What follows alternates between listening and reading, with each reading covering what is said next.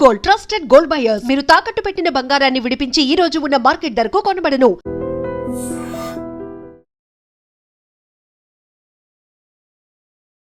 Group నుంచి వాళ్ళకి normal గ్రూప్కి వచ్చారు. దాని తర్వాత ఇత్సాక్ రబీన్తో అగ్రిమెంట్ సైన్ చేసి పీస్ అగ్రిమెంట్ సైన్ చేసినప్పుడు ఒక శాంతి వాతావరణం వచ్చింది ఆ ఏరియాలో. కానీ దాని ఇజ్రాయెల్ వర్సెస్ ఆ మిగిలిన 6 నేషన్స్కి శాంతి వాతావరణం వచ్చిందని చెప్తున్నారు. అంటే వాళ్ళందరూ వెనకకి వెళ్ళిపోయారు. పిఎల్ఓ మెయిన్గా పాలస్టైన్ లిబరేషన్ ఆర్గనైజేషన్ ఇజ్రాయెల్ని అంగీకరించారు. Israel has a right to exist అని. ఎందుకంటే అరబ్స్కి ఒక ప్రాబ్లం ఏంటంటే ఇజ్రాయెల్ అని రాష్ట్రం ఉండకూడదు. ఈ బేసిక్ ఇప్పుడున్న కూడా అదే ప్రాబ్లం. మీరు చూడండి, ఇరాన్ ఏమంటున్నారు, Israel has no right to exist. అంటే ఇజ్రాయెల్ ఒక దేశంగా ఉండకూడదు, వాళ్ళని మొత్తం వైపౌట్ చేయాలి, జ్యూస్ అనే కమ్యూనిటీ ఉండకూడదు. ఇది వాళ్ళు ఇప్పుడు కాదు, ఇది మన కింగ్ సోలమన్ టైం నుంచి వస్తున్నాం మనం. ఇన్ఫ్యాక్ట్ లోకంలో ఒకటే దేశం ఉంది, ఎప్పుడైనా జ్యూస్కి పారిపోయి వచ్చినప్పుడు వాళ్ళని రండి మా దగ్గర ఉండండి అని చెప్పడానికి లోకంలో ఒకటే దేశం ఉండే ఆ టైంలో. You talking of from the king Solomon time నుంచి, అది భారతదేశం. నాకు ఇప్పుడు కూడా గుర్తుంది, మా ఇంటి నుంచి కేరళలో ఉన్న మా విలేజ్ నుంచి 16 కిలోమీటర్ దూరం క్రాంగనూర్ అని చెప్పి పెద్ద ఒక పోర్ట్ ఉండే ఒక టైంలో. దాని తర్వాత ఒక సునామీ వచ్చినప్పుడు మొత్తం కొట్టుకుపోయింది. అది 17th century 16th centuryలో. అప్పుడు దాన్ని కొడుంగలూరు అంటారు ఆ ప్లేస్ని. వెరీ సీకోస్ట్ దగ్గర ఉంటుంది. జ్యూస్ వచ్చి ఫస్ట్ ల్యాండ్ చేసిన ప్లేస్ అది ఇండియాలో. ఇంకోటి ముంబై వైపు కూడా ల్యాండ్ అయ్యారు, అప్పుడు బాంబే. అక్కడ కూడా అక్కడున్న రాజు రండి మాతో ఉండండి అని చెప్పి వాళ్ళకి స్థలం ఇచ్చారు. ఇక్కడ కూడా వాళ్ళకి పెద్ద ఒక స్థలం ఇచ్చారు. వాళ్ళు ఫస్ట్ సినగాగ్ అక్కడ కట్టుకున్నారు, అంటే వాడు గుడి అనుకోండి. అక్కడ నెక్స్ట్ వాళ్ళు కొచ్చిన్కి వెళ్ళారు. మీరు ఇప్పుడు కూడా కొచ్చిన్కి వెళ్తే జ్యూ టౌన్ అని పెద్ద టౌన్ ఉంది అక్కడ, ఓల్డ్ కొచ్చిలో, ఫోర్ట్ కొచ్చిలో.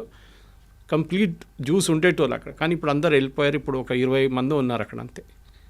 సో చాలా తక్కువ, కానీ అక్కడ పెద్ద ఒక సినగాగ్ ఉంది, చాలా బ్యూటిఫుల్ సినగాగ్ అది.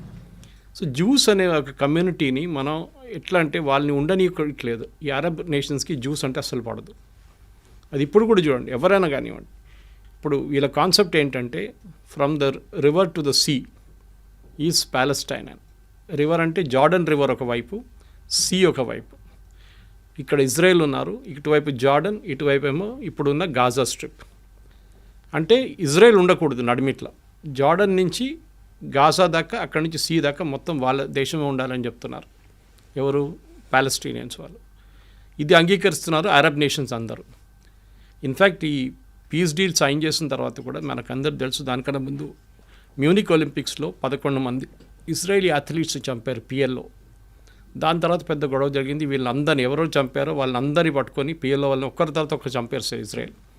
అప్పుడు ఇజ్రాయెల్ తెలిసింది ఏంటంటే మాకు సర్వైవ్ చేయాలంటే మాకు ఛాన్స్ లేదు, మాకు ఆప్షన్ లేదు, we have to fight to survive. ఎవరు వారిని సింపథైజ్ చేయరు. సింపథైజ్ చేసే చాలా తక్కువ నేషన్స్ ఉన్నారు. ఇన్ఫ్యాక్ట్ ఇందిరాగాంధీ టైంలో పిఎల్ఓకి సపోర్ట్ చేశారు, మన ఇజ్రాయెల్ సపోర్ట్ చేయలేదు. ఒక టెర్రరిస్ట్ ఆర్గనైజేషన్ సపోర్ట్ చేశారు. ఇప్పుడు కూడా మన హమాస్ని ఒక టెర్రరిస్ట్ ఆర్గనైజేషన్గా డిక్లేర్ చేయలేదు, ఈవెన్ మోదీ గవర్నమెంట్ వచ్చిన తర్వాత కూడా. కానీ దానికన్నా ముందు ఇంకా దారుణ పరిస్థితి ఉండే. పిఎల్ఓ లాంటి టెర్రరిస్ట్ ఆర్గనైజేషన్ని భారతదేశం సపోర్ట్ చేస్తుండే. ఓకే, సరే ఆ హిస్టరీ అయిపోయింది. యాసిర్ అరాఫాత్ని ఇజ్రాయెల్ వాళ్ళు చంపేశారు, అది అందరికి తెలుసు. ఫుడ్ పాయిజనింగ్ చేసి ఆయన అవుట్ చేసేసారు కంప్లీట్గా. దాని తర్వాత వాళ్ళు next in command take over చేసుకున్నారు, కానీ వాళ్ళని అందరినీ హమాస్ తెరిమి కొట్టి బయటకు చేసేస్తారు. Hamas is a terrorist organisation. Hamas main sponsor Iran. ఇప్పుడు మనం హిస్టరీకి వస్తున్నాం, ప్రజెంట్ డే హిస్టరీ, పాత హిస్టరీ నుంచి ప్రజెంట్ డే హిస్టరీకి వస్తున్నాం. అటువైపు లెబనన్ ఆ కంట్రీలో క్రిస్టియన్ కంట్రీ ఉండేది. ఒక 10-20 సంవత్సరాల ముందు క్రిస్టియన్ కంట్రీ, అది ఇప్పుడు టోటల్ ఇస్లామిక్ అయిపోయింది. అక్కడ ఉన్న క్రిస్టియన్స్ 16% ఎంత ఉన్నారు, వాళ్ళు కూడా అక్కడి నుంచి పారిపోతున్నారు. ఎవరు లేరు ఇప్పుడు అక్కడ, ఎక్కువ ఉన్నారు 6-10% ఉన్నారు అంతే. అక్కడ హెజ్బుల్లా అని చెప్పి ఇంకో టెర్రరిస్ట్ ఫోర్స్ని ఇరాన్ సపోర్ట్ చేస్తున్నారు. అంటే ఏం చేస్తారు, వీళ్ళకి డబ్బులు ఇస్తారు, వీళ్ళకి ఆయుధాలు ఇస్తారు, వీళ్ళకి కావాల్సిన టెక్నాలజీ ఇస్తారు, వీళ్ళకి కావాల్సిన మారల్ సపోర్ట్ ఇస్తారు, అన్నీ చెప్పిస్తారు ఇరాన్. సో మనకి హమాస్ అయిపోయింది, ఇటువైపు హెజ్బుల్లా అయిపోయింది. హమాస్ అని టెర్రరిస్ట్ ఆర్గనైజేషన్ అక్కడ ప్యాలెస్టీన్ అథారిటీ అని ఉండే, అంటే నడిపించడానికి, అంటే మన వెస్ట్ బ్యాంక్ కానివ్వండి గాజాని అడ్మినిస్టర్ చేయాల్సింది. అక్కడున్న గవర్నమెంట్ పేరు ప్యాలెస్టీనియన్ అథారిటీ, అది పిఎల్ఓ నుంచి వచ్చింది, యాసిర్ అరాఫాత్ టైం నుంచి వచ్చింది అనమాట. కానీ హమాస్ వాళ్ళని ఉండనియట్లేదు అక్కడ. అసలు మీరు అసలు మీరేం చేయకూడదు ఇక్కడ, మీరు పక్కన జరిగిపోండి అని చెప్పి గాజా నుంచి తరిమి కొట్టేశారు బయటికి. వాళ్ళు ఉన్నది ఇప్పుడు వెస్ట్ బ్యాంక్లో ఉన్నారంతే ఇటువైపు. సో గాజాలో ఉన్న టెర్రరిస్ట్ గ్రూప్. మూడోది హూతీస్. యమన్లో మీకు తెలుసు, యమన్లో పెద్ద ఒక సివిల్ వార్ జరిగిన తర్వాత హాఫ్ యమన్ టెర్రరిస్ట్ గ్రూప్ దగ్గర ఉంది, ఇంకొక హాఫ్ గవర్నమెంట్ దగ్గర ఉంది, వాళ్ళ గవర్నమెంట్. ఈ terrorist group financed again Iran, మొత్తం డబ్బులు ఇచ్చి ఆయుధాలు ఇచ్చి, హూతీస్ అంటారు వాళ్ళు. So 3 H's, Houthi, Hezbollah, Hamas. వీళ్ళు ముగ్గురు కలిసి ఇజ్రాయెల్ మీద ఎప్పుడు దాడి చేస్తూనే ఉంటారు. సూసైడ్ బాంబ్ అటాక్ ఉండొచ్చు. మనం మర్చిపోకూడదు, చాలామంది అరబ్స్ ఇజ్రాయెల్లో ఉంటారు, పనిచేస్తారు ఇజ్రాయెల్లో, కానీ అప్పుడు కూడా ఇజ్రాయెల్ వాళ్ళని ఉండనిస్తున్నారు, ప్రాబ్లం లేదు. కానీ అప్పుడప్పుడు ఏం చేస్తారంటే ఈ గాజా వైపు నుంచి వచ్చిన వాళ్ళు ఎవరైనా, లేకుంటే ఈ గ్రూప్ నుంచి ఎవరైనా సూసైడ్ బాంబ్ చేస్తారు. బస్ స్టాండ్ దగ్గరనో లేకుంటే సోల్జర్స్ వెళ్తున్న అక్కడ చెక్ పోస్ట్ కాడ వెళ్ళి సూసైడ్ బాంబింగ్ చేస్తారు. అది ఇజ్రాయెల్ తర్వాత స్ట్రాటజీ యూజ్ చేసి దాన్ని అడ్డుకున్నారు. ఇదంతా మొదలైంది ఎక్కడంటే October 7th. మనకు అందరు తెలుసు, 2 సంవత్సరాల ముందు October 7th ఇజ్రాయెల్ మీద గాజా నుంచి పెద్ద ఒక దాడి జరిగింది. మేజర్ ఇంటెలిజెన్స్ ఫెయిలియర్ అది, దాంట్లో డౌట్ లేదు. 1000 మంది కనుక చనిపోయారు, 1200 మందిని కిడ్నాప్ చేసి తీసుకెళ్లారు, మన అందరికి తెలుసు అది. దాంట్లో ఇప్పుడు కూడా 48 మంది వాళ్ళ దగ్గర ఉన్నారు, పాలస్టీనియన్ టెర్రరిస్ట్ దగ్గర ఉన్నారు, హమాస్ దగ్గర. హమాస్ ఏం చేశారంటే అక్కడున్న హెల్త్ మినిస్ట్రీ వాళ్ళ దగ్గర ఉంది, అక్కడున్న హాస్పిటల్ కానివ్వండి, స్కూల్ కానివ్వండి, దాని కింద ఇరాన్ నుంచి వచ్చిన డబ్బులు పెట్టి ఒక 10 సంవత్సరాల నుంచి టనల్స్ కట్టుకున్నారు, అండర్గ్రౌండ్ టనల్స్. ఈ అండర్గ్రౌండ్ టనల్స్లో దాచుకుంటారు, ఎందుకంటే వీళ్ళు పైన ఎక్కడ ఉంటే ఇజ్రాయెల్ వచ్చి బాంబు చేసేస్తారు. సో టనల్స్లో ఉంటారని వాళ్ళ స్ట్రాటజీ అది. కానీ ఇజ్రాయెల్ ఇంటెలిజెన్స్ చెప్పినట్లు మొస్సాడ్ వాళ్ళ చాలా ఎఫెక్టివ్, వాళ్ళకి పిన్ పాయింట్ అక్యురసీతో చెప్తారు ఈ బిల్డింగ్లో ఉన్నారు అని క్లియర్గా చెప్పినప్పుడు కొడతారు. అది ఇస్మాయిల్ హనియా ఇరాన్లో కొట్టినట్లు కానివ్వండి, నస్రుల్లాని మన లెబనాన్లో కొట్టినా కానీ, వీళ్ళందరినీ ఎక్కడున్నా కానీ ఇక్కడున్న హమాస్ వాళ్ళ టెర్రరిస్ట్ గ్రూప్ లీడర్స్ కూడా టార్గెట్ స్పెసిఫిక్ కొడతారన్నమాట. సో ఏం చేస్తారంటే ఇప్పుడు హమాస్ని కంప్లీట్గా ఫినిష్ చేసేసారు, కానీ ఇప్పుడు కూడా గాజాలో నడుస్తుంది, డైలీ 2-3 ఇజ్రాయలీ సోల్జర్స్ చనిపోతున్నారు. కానీ ఆల్మోస్ట్ వైప్అవుట్ చేసేసారు గాజా నుంచి. అటువైపు వైప్అవుట్ ఉంది, కానీ ఇంకా ఉన్నారు వాళ్ళు హైలీ ట్రైన్డ్ వాళ్ళు, అంటే హైలీ ట్రైన్డ్ అంటే మోటివేటెడ్. అదే టైంలో లెబనాన్ వైపు మొత్తం ఫినిష్ చేసేసారు. అక్కడ కూడా నస్రుల్లాని చంపిన తర్వాత నెక్స్ట్ లెవెల్ లీడర్షిప్ వచ్చిన తర్వాత వాళ్ళని కూడా చంపేశారు. సో నెక్స్ట్ వచ్చి హూతీస్ని యుఎస్ చూసుకుంటున్నారు. బాంబింగ్ వేసినప్పుడు అక్కడ వాళ్ళు మిసైల్ వీళ్ళందరికీ ఆయుధాలు ఇచ్చేది ఇరాన్. ఇన్ని సంవత్సరాల నుంచి ఎవరు వీళ్ళని పట్టించుకోలేదు.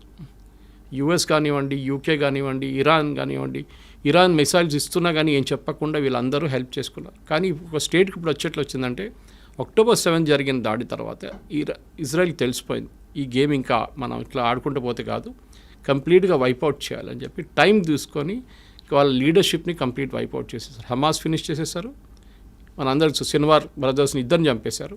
ఇటువైపు ఏమో నస్రుల్లాని చంపారు, అటువైపు ఏమో ఇస్మాయిల్ హనియాని ఫినిష్ చేసేసారు. వీళ్ళందరు లీడర్స్ కూర్చుంటుంది ఖతార్లో, అది మర్చిపోకూడదు మనం. అది ముస్లిం బ్రదర్హుడ్ కానివ్వండి, మీరు ఈ హమాస్ కానివ్వండి, లెబనీస్ మిలిషియా కానీ వీళ్ళందరూ కూర్చుంటుంది ఖతార్లో ఉంటారు. ఇరాన్ బ్యాకింగ్ ఉంటుంది. ఇరాన్కి సౌదీ అరేబియాకి పడదు, ఇరాన్కి బహ్రెయిన్కి పడదు, ఇరాన్కి యమన్కి పడదు, యమన్కి ఇరాన్కి ఒమాన్కి పడదు. ఇలా Iran is a Shia nation.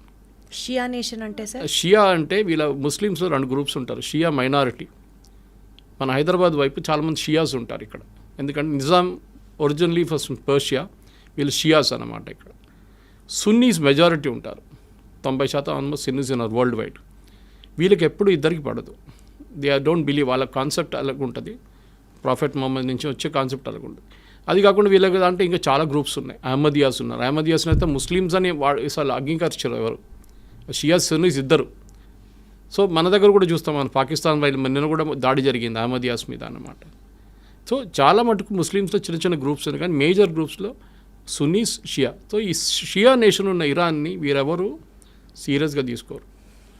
ఎవరు సౌదీ అరేబియా ఉండొచ్చు కానీ మిగతా. సో వాళ్ళ ఒక బలం చూపించడానికి ఇరాన్ ఏం చేశారంటే చాలా రోజుల నుంచి, అంటే అయతొల్లా ఖొమైనీ టేక్ ఓవర్ చేసుకున్నప్పటి నుంచి 70s ఆ టైంలో దానికన్నా ముందు ఇరాన్ చాలా మోడర్న్ నేషన్ ఉండే. మీరు ఒకసారి ఆ టైం ఇరాన్ ఫోటోగ్రాఫ్స్ చూస్తే మీరు యూఎస్లో ఉన్నారా లేకుంటే ఇరాన్ అన్న ఒక డౌట్ వస్తుంది అన్నమాట. బీచ్లో బిక్నీ చేసుకుని తిరిగేది, పబ్స్ ఉండేది, అక్కడ చాలా మోడర్న్ నేషన్ ఉండేది షా ఆఫ్ ఇరాన్ ఉన్నప్పుడు. కానీ షా ఆఫ్ ఇరాన్ ఓవర్త్రో చేసి ఖొమైనీ వచ్చిన తర్వాత మొత్తం థియోక్రటిక్ స్టేట్ అయిపోయింది అన్నమాట. అంటే రిలీజియన్ బేస్డ్. వాళ్ళు ముస్లిం మహిళలు చదువుకోకూడదు, బుర్కాల్లో ఉండాలి, వాళ్ళు ఎవరితో బయట తిరగకూడదు, ఇట్లాంటి చాలా మటుకు స్ట్రిక్ట్ రూల్స్ తీసుకొచ్చారు వాళ్ళు. అట్లా ఉన్నప్పుడు ఏమైపోయింది, థియోక్రటిక్ స్టేట్ అయిపోయింది. కొమ్యూని చనిపోయిన తర్వాత నెక్స్ట్ కమ్యూని వచ్చారు, నడుస్తూనే ఉండే వాళ్ళ రూల్ నడుస్తుంది ఇంకా. కానీ వీళ్ళేం చేస్తారంటే వీళ్ళకి మెయిన్ ఎనిమీ ఇజ్రాయెల్ మీద దాడి చేయాలి. వీళ్ళు డైరెక్ట్గా చేయరు. నేను చెప్పిన ఈ 3 గ్రూప్తోని చేపిస్తారు, హూతీస్, హమాస్, హిజ్బుల్లా. 3 హెచ్లతో పని చేయించుకుంటారు వీళ్ళు. చాలా రోజుల నుంచి ఇజ్రాయెల్ పోన్లే అని చెప్పి ఊరుకున్నారు. కానీ October 7 జరిగిన తర్వాత their patience also ran out. వీళ్ళని వన్స్ ఫర్ ఆల్ ఫినిష్ చేసేసారని చెప్పి దిగారు వీళ్ళందరూ కలిసి. సో ఇజ్రాయెల్ గ్రేటెస్ట్ అడ్వాంటేజ్ ఏంటంటే వాళ్ళ మీద ఎప్పుడు దాడి జరుగుతూనే ఉంటుంది. నేను చెప్పాను చూడండి, 6 Day వార్ జరిగింది, ఇంకోటి యామ్ కిపూర్ వార్ అని ఇంకోటి ఉండే. వాళ్ళ హోలియెస్ట్ హాలిడే రోజు దాడి చేశారు వాళ్ళ మీద. ఇప్పుడు మన దగ్గర దివాళీ రోజో లేకుంటే దసరా రోజు మనందరూ కొంచెం రిలాక్స్ అవుతాం, కానీ మన ఆర్మీ రిలాక్స్ కారు. కానీ వాళ్ళ టైంలో వాళ్ళ ఆర్మీ కూడా కొంచెం రిలాక్స్ అయిపోతారు ఆ టైంలో.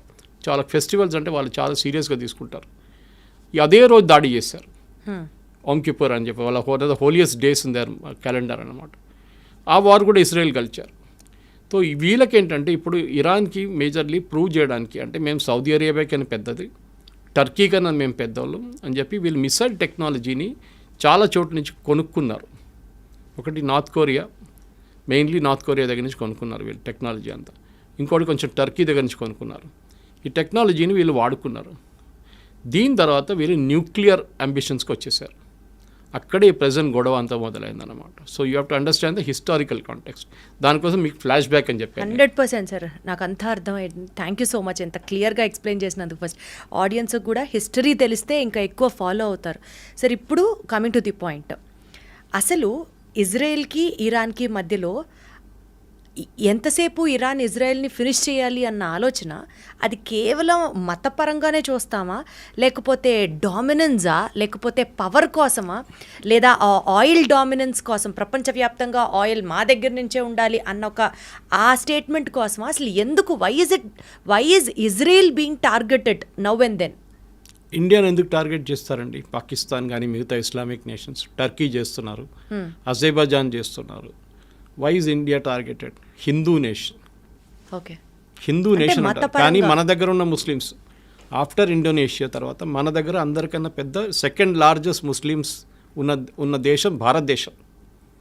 మీరు అడిగిన మతం పరంగా కాదు ఇది బేసికలీ వీళ్ళ లాజిక్. నేను స్టార్టింగ్ మీకు ఎక్స్ప్లెయిన్ చేశాను. Israel has no right to exist. రేపు చెప్తారనుకోండి పాకిస్తాన్, భారతదేశంగా ఉండనే అసలు వాళ్ళకి అర్హత లేదు, వాళ్ళు ఫినిష్ చేసేయాలంటే మీరు ఎట్లా రియాక్ట్ అవుతారు? మా దేశం, మా ప్రాబ్లం మీకెందుకు అని చెప్పి ఇజ్రాయెల్ ఏం చేశారంటే, సరే వీ హ్యావ్ టు ఎగ్జిస్ట్. మా మీద ఆల్రెడీ 2-3 పెద్ద యుద్ధాలు జరిగినాయి మా మీద, మేము అన్నీ గెలుచుకున్నాం. ఇంకోటి అక్కడ ఒక చుక్క నీళ్ళు పడదు, వర్షం పడదు. అప్పుడు కానీ వాళ్ళ అగ్రికల్చర్లో నంబర్ 1 ప్రొడక్షన్, టెక్నాలజీలో దే ఆర్ నంబర్ 1, మిలిటరీ టెక్నాలజీలో దే ఆర్ సూపర్. వాళ్ళ ఐరన్ డోమ్ చూసాం చాలా మటుకు. మనం ఇజ్రాయెల్ గురించి చెప్తున్నాను. ఇరాన్ కాదు, ఇరాన్ అక్కడి నుంచి కొనుక్కున్నారు దొంగతనంతో. అది పాకిస్తాన్ చేసినట్లనే. పాకిస్తాన్ న్యూక్లియర్ టెక్నాలజీ జర్మనీ నుంచి దొంగతనం తీసుకొచ్చిన మనిషి ఏక్యూ ఖాన్.